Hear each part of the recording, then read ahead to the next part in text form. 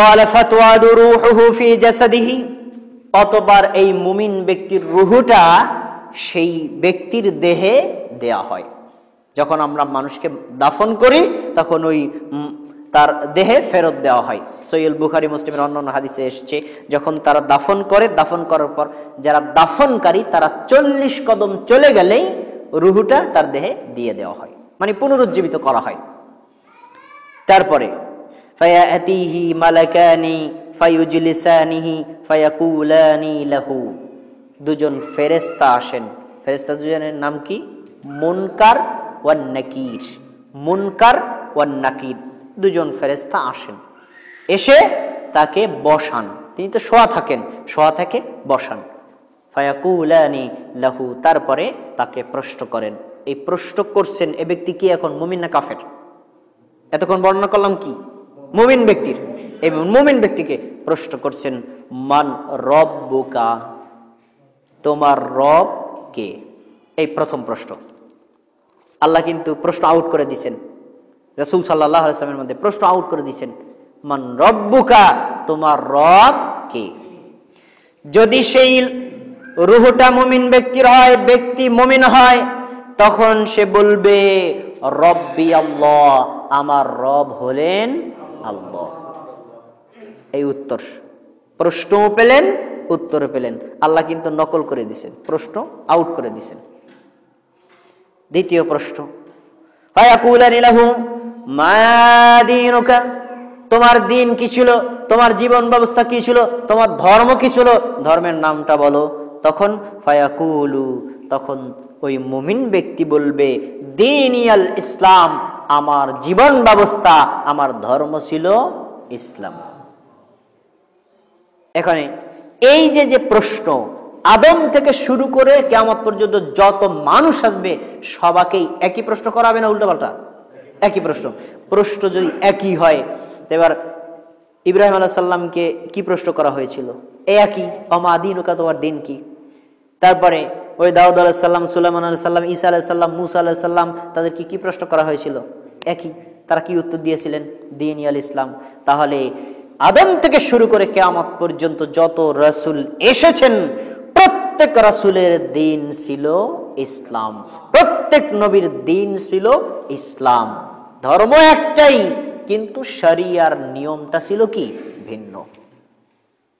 শরিয়ার নিয়ম ছিল ভিন্ন। তাই ঈসা আলাইহিস সালাম ছিলেন মুসলিম, মুসা আলাইহিস সালাম ছিলেন মুসলিম, আমরা সবাই কি মুসলিম। আচ্ছা, তারপরে ফায়াকুলানি লাহু মা হাযার রাজুলুল্লাযী বুইসা ফীকুম, এই যে লোকটা তুমি দেখতে পাচ্ছ তোমাদের মধ্যে প্রেরণ করা হয়েছিল, এই লোকটা কে? এই যে হাজা মানে প্রশ্ন করা হলো, তাহলে এখানে কিভাবে দেখানো হবে? হতে পারে রাসূল সাল্লাল্লাহু আলাইহি ওয়াসাল্লামকে ডাইরেক্ট তাকে দেখানো হবে, না হয় তার ভিডিও দেখানো হবে, আর না হয় তার ছবি দেখানো হবে, দেখিয়ে তারপরে জিজ্ঞেস করা হবে এই ব্যক্তি সম্পর্কে তুমি কি বলো, এ সম্পর্কে তোমার ধারণা কি বলো। তখন ফায়াকুলু, তখন সে বলবে হুয়া মুহাম্মাদুর রাসূলুল্লাহ, তিনি হলেন আল্লাহর রাসূল মুহাম্মদ সাল্লাল্লাহু আলাইহি ওয়াসাল্লাম। এই পর্যন্ত এ হাদিসের বর্ণনা। সহিহ বুখারীতে আরো অতিরিক্ত শব্দ এসেছে। মুমিন ব্যক্তি বলবে জানা বিল বাইয়িনাতি ওয়াল হুদা, এই মুহাম্মদ সাল্লাল্লাহু আলাইহি ওয়াসাল্লাম আমাদের কাছে হেদায়েত নিয়ে এসেছিলেন, স্পষ্ট প্রমাণ নিয়ে এসেছিলেন। ফাআজাবনা লাহু, আমরা তার ডাকে সাড়া দিয়েছিলাম। ওয়াত্তাবানাহু, আমরা তার অনুসরণ করেছিলাম। অনুসরণ করেছিলেন কার? যদি কেউ মুহাম্মদ সাল্লাল্লাহু আলাইহি ওয়াসাল্লামের অনুসরণ দুনিয়াতে করে, তাহলে সে কবরে এভাবে বুলেটের মতো জবাব দিয়ে বলবে আমি মুহাম্মদ সাল্লাল্লাহু আলাইহি ওয়াসাল্লামের অনুসরণ করেছিলাম। কেউ যদি মুহাম্মদ সাল্লাল্লাহু আলাইহি ওয়াসাল্লামকে বাদ দিয়ে কোন পীর, কোন বুজুর্গ, কোন আলেম, কোন মুফতি, কোন মাওলানা, কোন ইমাম, কোন বুজুর্গ, কোন মাযহাব, কোন তরিকার অনুসরণ করে, সে কখনোই মুখ দিয়ে বের করতে পারবে না যে আমি মুহাম্মদ সাল্লাল্লাহু আলাইহি ওয়াসাল্লামের অনুসরণ করেছিলাম। কখনোই তার মুখ দিয়ে বের হবে না। তাহলে আজকেও এক মুরব্বী আমাকে বললেন, বয়স তার 70-এর ঊর্ধ্বে, আহলে হাদিসদের কোনো ইমাম নাই। আমি বললাম কি বলেন, আহলে হাদিসদের ইমাম নাই? আহলে হাদিসদের ইমাম হলেন সমস্ত ইমামদের নেতা মুহাম্মদুর রাসূলুল্লাহ সাল্লাল্লাহু আলাইহি ওয়াসাল্লাম। তোমাদের ইমাম আবু হানিফা হতে পারে, তোমার ইমাম ইমাম শাফি হতে পারে, তোমার ইমাম ইমাম আহমদ বিন হাম্বল হতে পারে, তোমার ইমাম ইমাম মালিক বিন আনাস হতে পারে, কিন্তু ওই 4 জন ইমামের যিনি ইমাম আহলে হাদিসদের তিনি হলেন ইমাম। ইমাম নেই, কে বলছে? আমাদের ইমামের নাম বিশ্বের শ্রেষ্ঠতম মানুষ মুহাম্মদুর রাসূলুল্লাহ সাল্লাল্লাহু আলাইহি ওয়াসাল্লাম। আমরা সেই ইমামের অনুসরণ করি। আমরা ছোট খাটো পাতি নেতার অনুসরণ করি না, আমরা মূল নেতার অনুসরণ করি।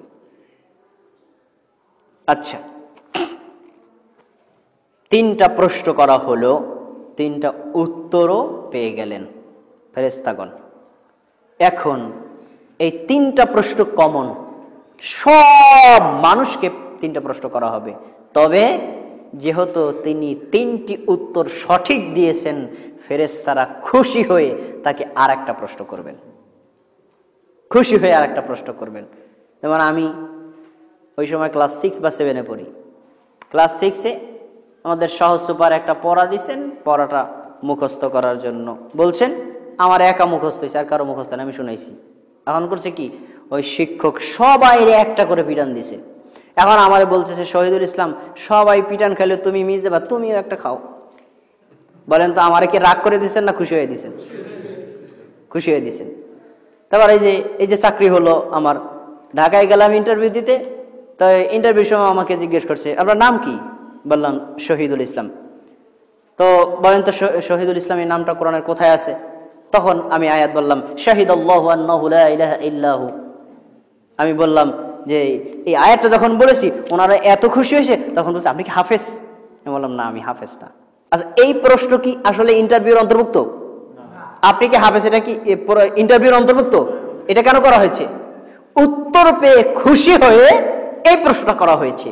ঠিক কবরে যখন মুমিন ব্যক্তি 3টি সন্তোষজনক উত্তর দিবে, ফেরেশতাগণ খুশি হয়ে আরেকটি প্রশ্ন করবেন, সেই প্রশ্নটা আরো সুন্দর।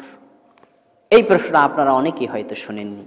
তখন তারা বলবেন, ফায়াকুলানি লাহু ওয়া মা ইলমুকা, তুমি কিভাবে জানলে এই প্রশ্নগুলো আর এই উত্তরগুলো? তুমি কিভাবে জানলে?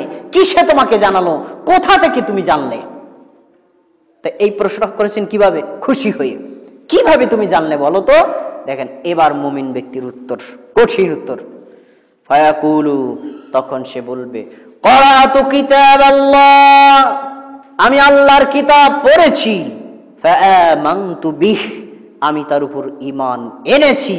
ওয়াসাদ্দাকতু, আল্লাহর কিতাবটাকে আমি সত্যায়ন করেছি। আল্লাহর কিতাবে আল্লাহ যা বলেছি বিনা দ্বিধায়, বিনা সন্দেহে, বিনা সংকোচে ঈমান এনেছি। সেখানেই আমি এই উত্তরগুলো পেয়েছি। সুবহানাল্লাহ। তাহলে এই উত্তরগুলো আছে কোথায়? কোরআনে।